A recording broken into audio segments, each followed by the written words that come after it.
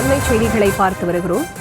பிரபாகரன் படத்தை சீமான் பயன்படுத்த அனுமதிக்க கூடாது என்ற தடை கோரி மனுவானது அளிக்கப்பட்டிருக்கிறது. பிரபாகரன் படத்தை சீமான் பயன்படுத்தக்கூடாது என்ற தடை கோரி மனுவானது அளிக்கப்பட்டிருக்கிறது. அண்மை செய்திகளாக பார்த்து வருகிறோம். சீமான் அரசியல் ஆதாயத்திற்காக அவரது படத்தை பயன்படுத்தி வருவதாக கூறப்படுகிறது. அண்மை செய்திகளாக பார்த்து வருகிறோம். பிரபாகரன் படத்தை சீமான் பயன்படுத்த தடை விதிக்க கோரி மனுவானது அளிக்கப்பட்டிருக்கிறது. இது தொடர்பான முழுமையான விவரங்களோடு இணைகிறார் செய்தியாளர் மதியழகன். அவரிடம் பேசலாம். வணக்கம் மதியழகன், இந்த மனுவை அளித்திருப்பது யார்? முழு விவரம்.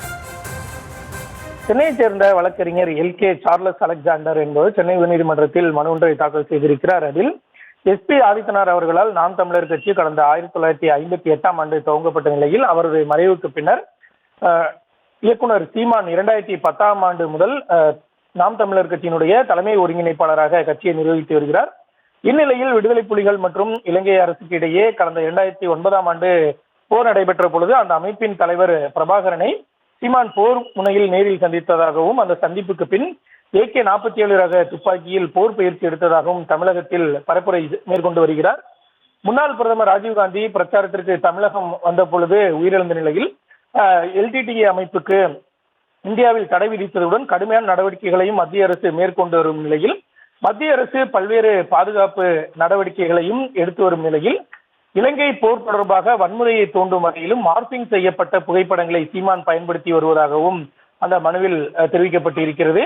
விடுதலை புலிகள் அமைப்புக்கு தடை விதித்திருக்கும் பொழுது அனைத்து தேர்தல் பிரச்சாரங்களிலும் பிரபாகரனின் படத்தை அரசியல் ஆதாயத்திற்காக சீமான் பயன்படுத்தி வருவதாகவும் பிரபாகரனுடன் தான் இருப்பது போலவும் AK-47 ரக துப்பாக்கி வைத்திருப்பது போலவும் மார்பிங் செய்து படங்களையும் பயன்படுத்தி வருகிறார் எனவும் இந்த மனுவில் தெரிவிக்கப்பட்டிருக்கிறது.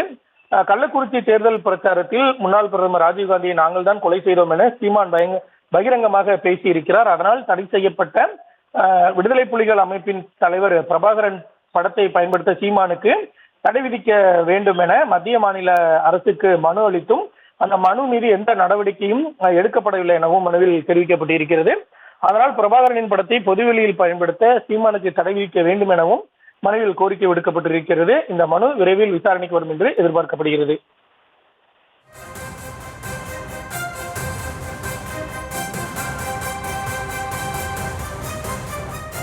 விவரங்களை வழங்கியமைக்கு நன்றி மதி.